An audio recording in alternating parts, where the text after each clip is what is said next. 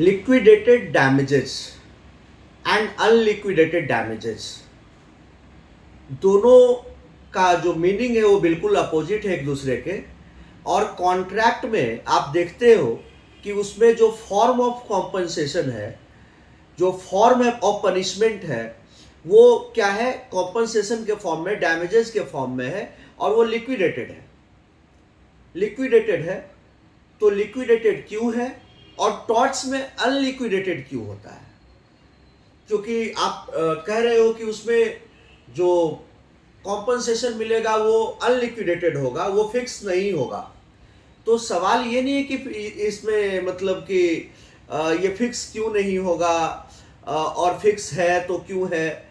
मेरा आपसे सवाल ये है कि रीजन क्या है, रीजन क्या है कि इसमें लिक्विडेटेड है और उसमें अनलिक्विडेटेड है, दोनों में अलग अलग क्यों है? कॉन्ट्रैक्ट में लिक्विडेटेड और टॉर्ट्स में अनलिक्विडेटेड।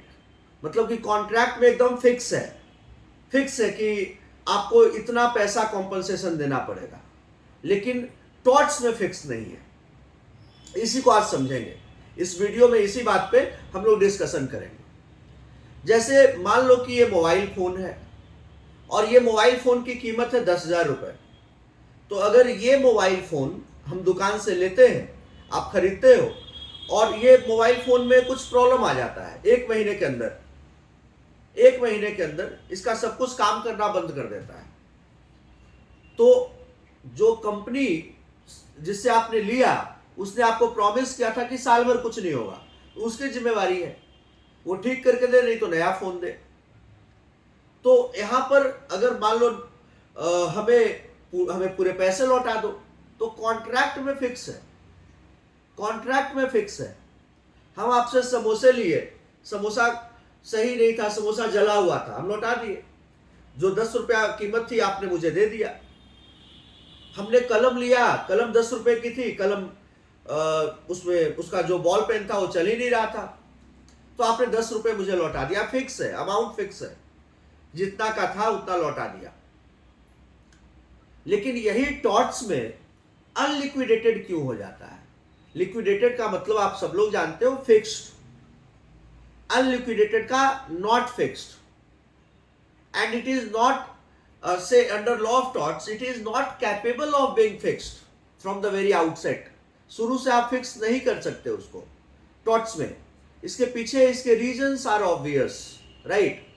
अगर मान लो कि ट्रेसपास को ही ले लो, कि किसी का जानवर किसी के खेतों में जाकर के, गाय है भैंस है, वो खेत में जाकर के चर गया, और मान लो कि अब 2 कट्ठा चर गया, कि 1 कट्ठा चर गया, कि 1 बीघा चर गया, ये पहले से किसको पता है?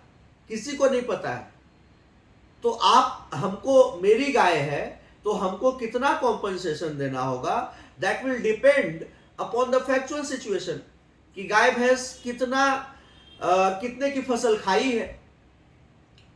अगर गाय मान लो 4 कट्ठे की फसल खाई है तो 4 कट्ठे का कॉम्पनसेशन देना होगा।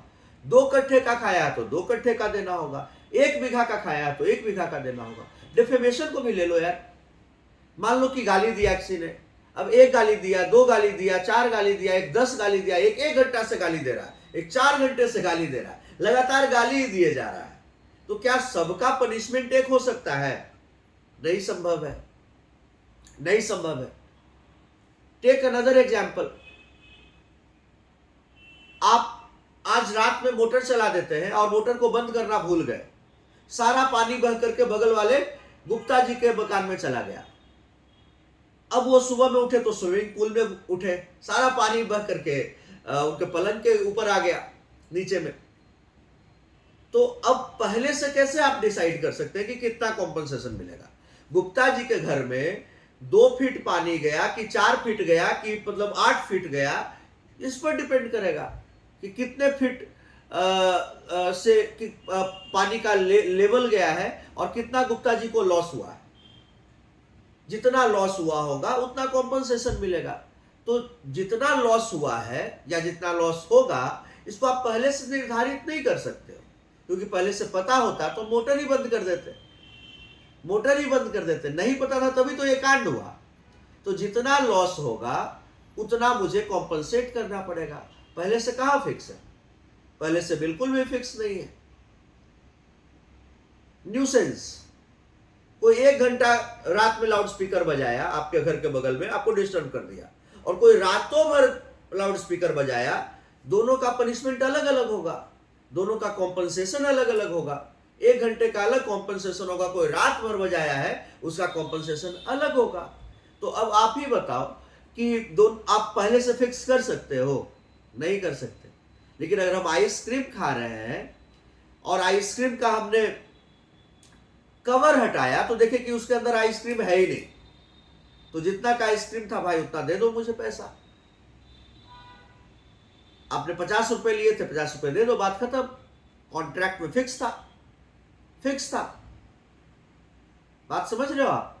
तो दैट्स वाई कॉन्ट्रैक्ट में लिक्विडेटेड डैमेजेस है और टॉर्ट्स में अनलिक्विडेटेड डैमेजेस है। आपको रीजनिंग पता होना चाहिए कि क्यों ऐसा है। लॉ में always question as to why this is there, और जो आपके वाई का सवाल नहीं दे रहा है इसका मतलब उसको लॉ की सही से जानकारी नहीं है। वाई का जवाब आना चाहिए, क्योंकि हर चीज के पीछे लॉजिक है लॉ में, राइट? इसी तरह के रेलेवेंट लीगल कंटेंट के लिए हमसे जुड़े रहिए, हमारे यूट्यूब चैनल से जुड़े रहिए, Chanakya CLAT classes and Chanakya judicial academy. Thank you everyone for watching. Do like it, share it and subscribe it. जय हिंद, जय श्री राम।